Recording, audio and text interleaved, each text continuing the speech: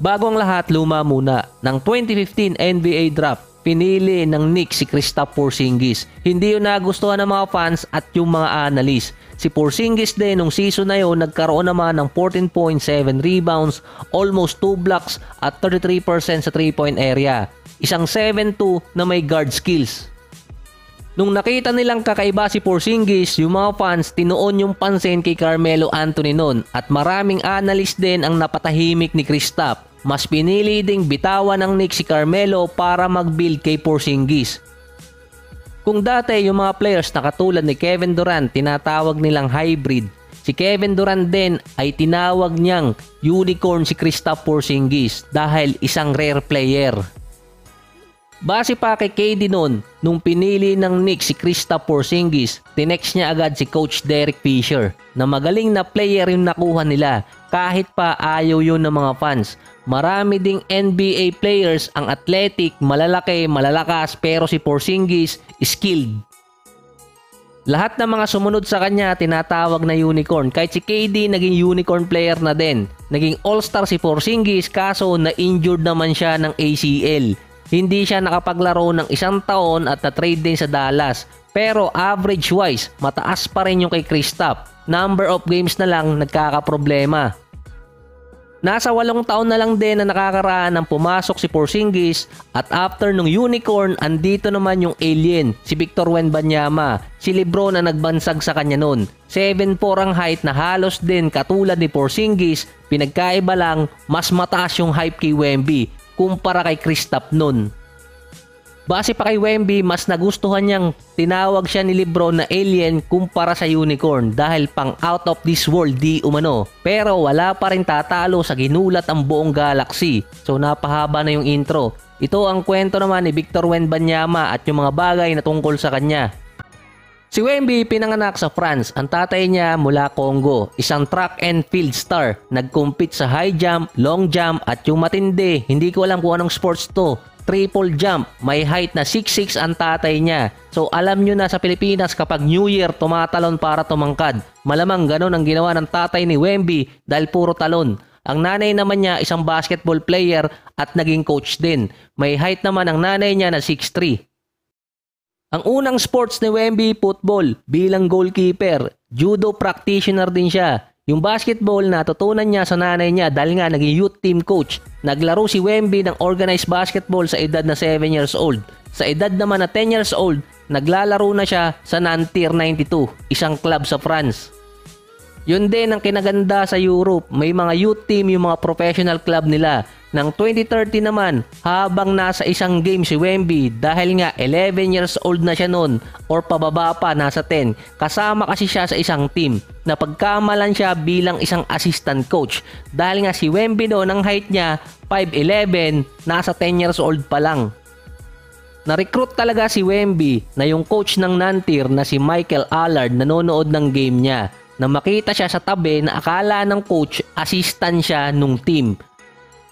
Doon agad tinanong ni Michael Allard kung sino yung nakaupo na assistant coach at doon niya nalaman na 10 years old na player yon na 5'11" pa si Wemby at agad-agad niyang ni-recruit. Bago pa maging professional player din, noong 2019 itong si Wemby, nasa junior team pa siya. Pero pinahiram din siya ng team sa FC Barcelona para sa isang under 40 tournament. Siya ang naging leader ng team na yon na nanalo pa ng 3rd place. Inoperan agad siya ng FC Barcelona para maglaro doon. Yun nga lang tinanggihan to ni Wemby. 14 years old pa lang noon si Wemby, 6'10" or 6'11" ang height niya na base pa sa kanya, ang dahilan kung bakit hindi niya tinanggap ang offer ng Barcelona ay dahil hindi siya sinasabihan ng mali ng mga coaches. Parang ikaw ba naman yung halos 7-footer ang height at pinaka-skills sa mga kaedad mo? Hindi ka talaga pagsasabihan nun. Ang gusto kasi ni Wemby, di umano, yung merong challenge at magpo-progress yung skills niya. Mas gusto rin yung tinuturuan talaga siya at kahit pa napupuna yung mga mali niya para matuto. Kaya hindi niya kinuha yung offer ng Barcelona at ang ginawa niya bumalik ng France. Sa edad na 15 years old naman, naging professional player na sa Nanterre si Wemby. Limited minutes pa lang siya noon. Mostly naglalaro talaga siya sa mga under 21 league ng France, under din sa basketball club na yon. Siya din ang naging second youngest player na nakalaro ng official game sa Euro Cup. Mas na-scout pa si Wemby nung pinadala siya sa under 18 na may liga silang tinatawag no na EuroLeague Basketball Next Generation Tournament. Ginanap yon sa Lithuania. Under Adidas yun. Doon, siya ay nag-average pa.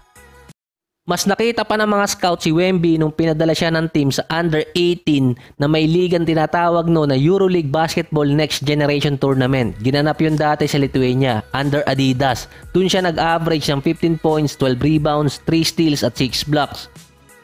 Napili din siya bilang all-tournament selection. Kasama pa noon, naglaro din si Wemby sa FIBA Under-19 World Cup. Ito yung kalaban nila sina Holmgren. Si Wemby din nasa 15 or 16 years old pa lang noon.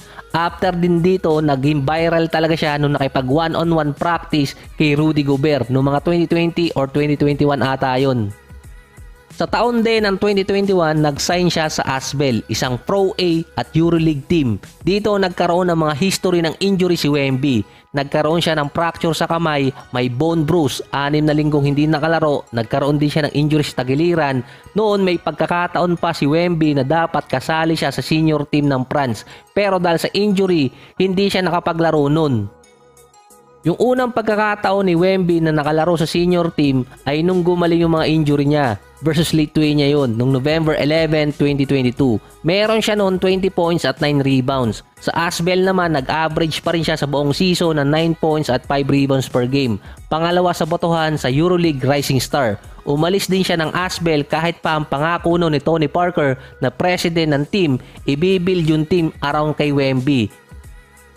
Yung mga nababalita rin kasing injury prone si Wemby nung kasagsagan ng NBA draft. Nangyari kasi yun habang nasa Asvel siya, na dito naman siya lumipat ng Metropolitan 92 nung 2022 din. Ang pinakadahilan naman ni Wemby yung coach doon. May reputasyon na binibigyan talaga ng playing time yung mga batang players. Ito rin yung mga time na nakapaglaro sa exhibition game si Wemby versus G League Ignite kina Scoot Henderson. Ito yung sinabi niyang kung hindi pinanganak siya, baka si Henderson ang naging number 1 player sa 2023 draft. Tulad ng sinabi niya dati na binibigyan ng pagkakataon yung mga batang player, nangyari dito sa Metropolitan 92. Nag-average siya ng 21 points, 10 rebounds at 3 blocks. Naging all-star din siya. Doon din lumakas ang karisma ni Wemby para kunin siya ng mga team na nagtatank. Isa pa, nagkakaroon din naman siya ng injury pero hindi katulad sa Asvel na marami sa loob lang din ng 1 taon. Nandito na sa San Antonio si Wemby, mataas talaga yung hype sa kanya kahit yung ibang media outlet dati. Ito rin di umano ang bagong era ng San Antonio dahil yung mga napili nila bilang first overall pick sina David Robinson at Tim Duncan nag-champion sa team. Ito rin ang sinasabing bubuhay ulit sa franchise ng San Antonio na dinidevelop ni Coach Greg. Siya din ang tinatag na most hype player since LeBron. Pero alam ko dati si Zion bago talaga pumasok si Wemby. Mula hybrid, unicorn, andito naman yung alien. Ano kaya yung susunod?